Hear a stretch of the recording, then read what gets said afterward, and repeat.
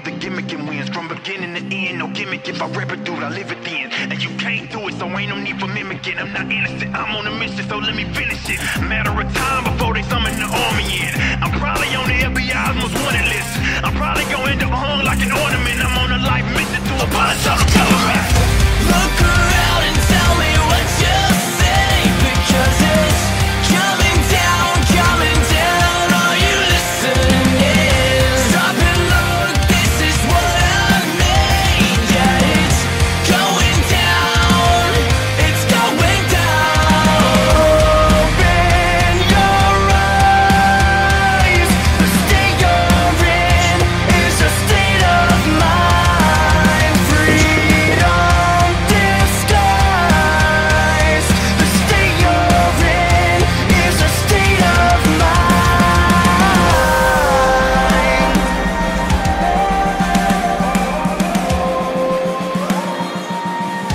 What's up? What's up? We back, show 4 here, Liberty Hour, approximately 31 seconds late. Hope you guys are having a good week so far. I know a lot of people are back in college now. I'll go ahead and start this show the same I do with every show. Let me give you guys some NBA scores for the day. Kings actually won a game. Sacramento, go Kings. They beat the Heat 89-88. Thunder beating the Wizards by 10 with a minute left, so they'll win that game. They've been playing a lot better recently. Nuggets are beating the Knicks by 11 early in the third quarter, and Warriors and Timberwolves are about to tip off. I wanted to say thanks to Brandon Thompson for being on last week. It went really good. I like how the format's going so far. It's been really nice, really healthy. Get a lot of content in, which is good. I really like that. And let me give you guys some college men's basketball scores, top 25. So the 17th ranked Wichita State Shockers are up 54-40 with 11 minutes left in the second half. 40-33 Utah over 21 ranked Arizona State at halftime. 80-71 Arizona, who's 11th ranked. They beat Colorado already over. 3 ranked Purdue, who has been kicking ass, as they just beat Minnesota 92-88. Penn State beat out Ohio State, 13th ranked Ohio State. Penn State came up on top 82-79, and the other games look like they haven't tipped off yet for the top 25. With all of that being said, without further ado, I'm going to go ahead and introduce my guest. His name's Royce Brash. We had a few classes in high school, and we got to talk a lot then, and he's one heck of a dude, and I'm glad that he's on with us. Say hey, Royce. Hey, how you guys doing? Hey, so so I know we were talking before we came on here, and I know you're up at Humboldt State. So how you liking it up there? How you liking the weather? How you liking the culture of a smaller campus? How you liking everything? I'm loving it up here, actually, kind of. Small campus is great, especially for all you people who don't like to go to the 30,000 population campuses. And the weather, it's always raining. Okay. It's always great. Yeah, well, what's really interesting and I'm sure obviously being that it's, a CSU technically, they have dorms on campus. Sierra does too, but I mean, you guys have a lot less than Sierra, which is a junior campus. So, I mean, you probably have a lot less class size, so it's probably more like directed to each person, which has got to be nice. Oh yeah, we have some big classes, but not nearly as many as some big universities. Nice. So a lot of smaller stuff. Cool. Yeah, that's awesome, man. I'm glad things been going well for you. How'd you do over the holidays? You go anywhere? You been up to anything? Over the holidays, I was at home for the most part. Went to Southern California for about 4 days. Other than that, it was pretty chill. Nice. Cool. Awesome. Sweet. All right. Cool. So let's go ahead and get into the first issue here. So we're going to go ahead and review the couple of crazy championship games there were over the weekend. So in the AFC Championship, New England came out on top against Jacksonville 24-20, and it was close to my score prediction. I said 24-23, but I went with Jacksonville, and they could have pulled it off. I mean, a lot of people are saying there was a couple of questionable calls early in the fourth quarter and stuff like that went the Patriots' way, and there was also a call around halftime or so that people were frustrated about. But it was a good game regardless. Eagles absolutely throttled the Vikings 38-7. I could not believe that. The Vikings just got nothing going at all. Nick Foles actually looks like the real deal as a backup quarterback in Philly. It's unbelievable. But Royce, what were your thoughts on the two games over the weekend, and who did you want to see win? And just give me your thoughts. Well, as far as who I wanted to see win, it was the same as you. It was Vikings, Jacksonville in the Super Bowl, and that didn't turn out my way whatsoever. But as far as the way I viewed the games, we have to start looking at Tom Brady now as probably up there in the greatest of all time conversation. What this guy is doing is, at the age of 40, we have not seen whatsoever in the league. But as far as Jacksonville is concerned, as a fan of Jacksonville, you have to feel encouraged about what you saw. Yeah. You have to. Yeah. Because not only did you throttle the Steelers the week before, but you made the Patriots form a comeback on you. Yeah. Which is a feat among itself. Right. And I'm going to say it. Jacksonville is the future of the AFC with the Chargers now, and I would even say Tennessee and some other teams out there as well. They are showing everyone that they're no longer the joke franchise in Florida, which is something I'm actually excited about. Well, I agree with you unless somebody in the AFC West can get it going, but it's not looking like Oakland's going to get going anytime soon. They need to with how much they're paying Gruden, but I don't think that's going to happen anytime soon. And I think Jacksonville's better than the Titans. I think they got a good system in there now.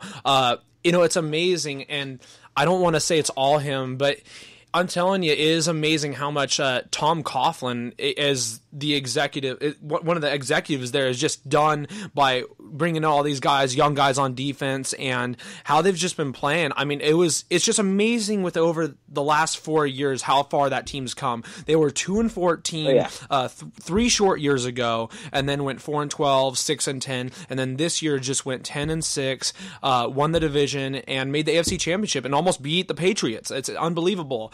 We were talking about this, Brandon, last week.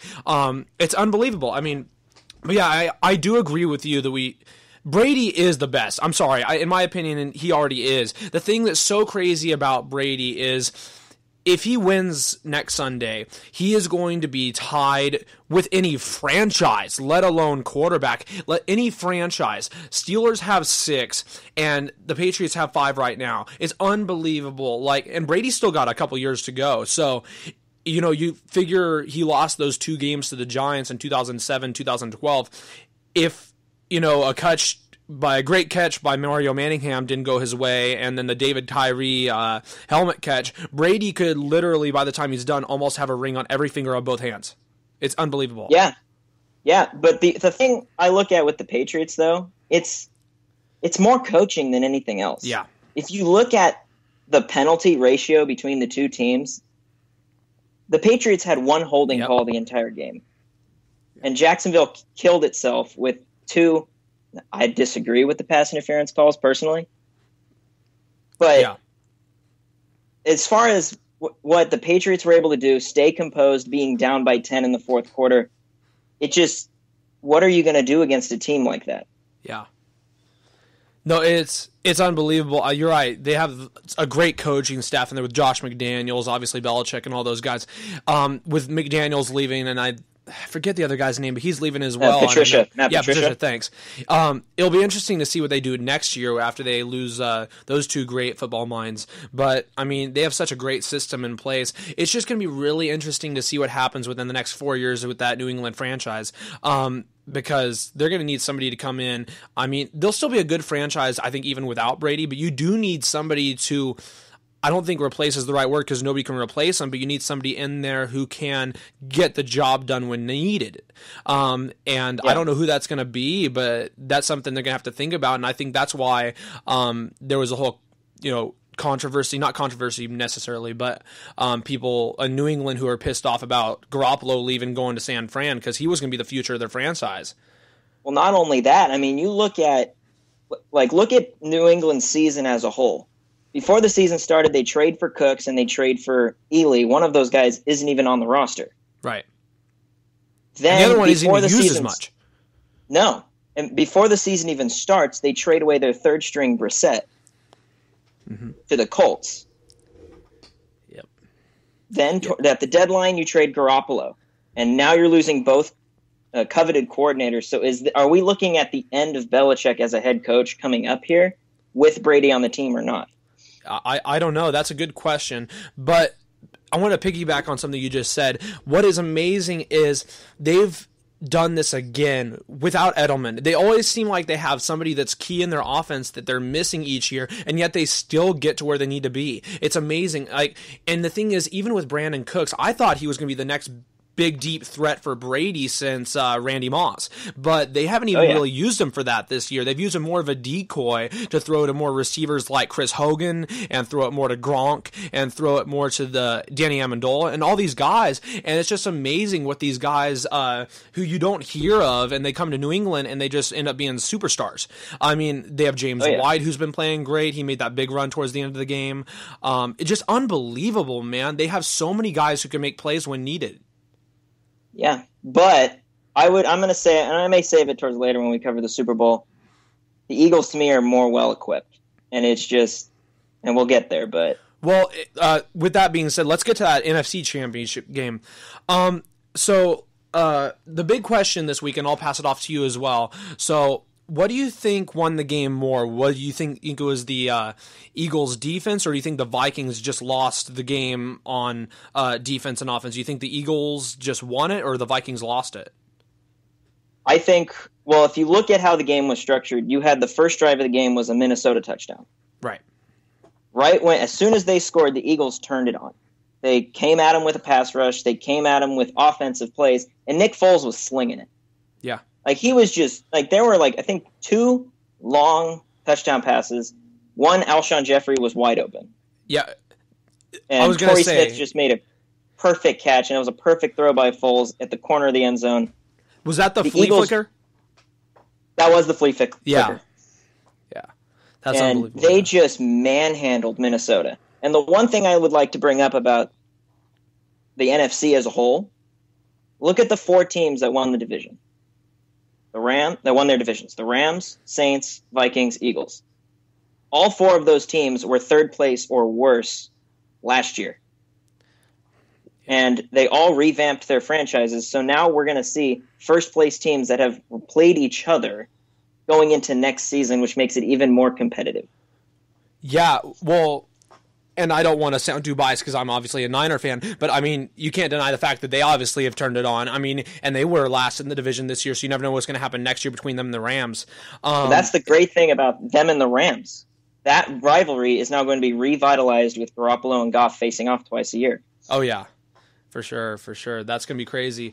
I guess to answer my own question, I think the Eagles won the game. They just played out of their mind on offense, and that defense really showed up. I think a lot of people were thinking, maybe, Case Keenum and these guys can get past him. Thielen's had a great season, but they made Thielen look like a nobody in that game. And that pick 6 really just turned it around early in the first quarter, and Minnesota could not come back from it. And from there, it was just Eagles just piled it on the rest of the other 30 or 45 minutes of the game, then that last 3 quarters. And Vikings just couldn't get anything going, and I was just shocked. Yeah, I was too. I was rooting for the Vikings this game. I'm like, that defense is going to take care of business.